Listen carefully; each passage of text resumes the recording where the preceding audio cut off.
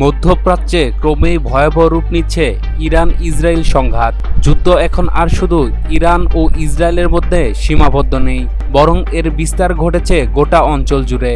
Yemen, Gaza ও Iran এই তিনটি দিক থেকেই ইসরায়েলের উপর একযোগে হামলা চালানো হচ্ছে। মিসাইল, ড্রোন ও গোলাবারুদের ছোবলে এক প্রকার অবরুদ্ধ হয়ে পড়েছে ইসরায়েল। ফলে রাজধানী তেল আবিব সহ দেশের বিভিন্ন এলাকায় চরম আতঙ্ক ও উদ্বেগ বিরাজ করছে। তার মধ্যে আরেক পরমাণু দেশ পাকিস্তান ইরানের পক্ষে কাজ করবে বলে সাফ জানিয়ে দিয়েছে। পাকিস্তানের পক্ষ থেকে বলা হয়েছে তারা ইরানের পাশে আছে। ইসরায়েলের সাম্প্রতিক হামলার পরিপ্রেক্ষিতে ইরানের প্রতি সমর্থন জানিয়েছে পাকিস্তান। একই সঙ্গে মুসলিম দেশগুলোর প্রতি ইসরায়েলের সঙ্গে সম্পর্ক ছিন্ন করার আহ্বান জানিয়েছেন ইসলামাবাদ।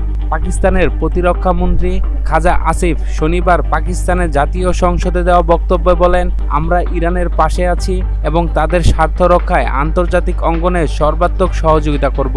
তিনি আরও বলেন, ইসরায়েল শুধু ইরান নয়, ইয়েমেন ও ফিলিস্তিনিকেও টার্গেট করেছে।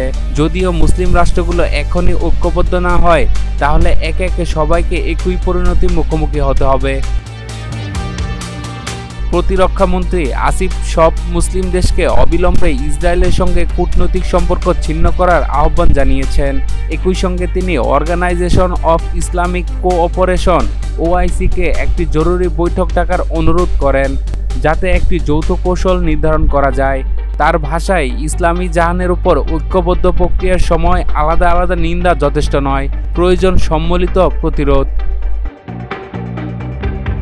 পাকিস্তানের ডেপুটি প্রধানমন্ত্রী ও পররাষ্ট্রমন্ত্রী ইসহাক ডার এক বিবৃতিতে বলেছেন, ইরানের উপর ইসরায়েলের এই আক্রমণ তাদের সার্বভৌমত্বের জঘন্য লক্ষণ।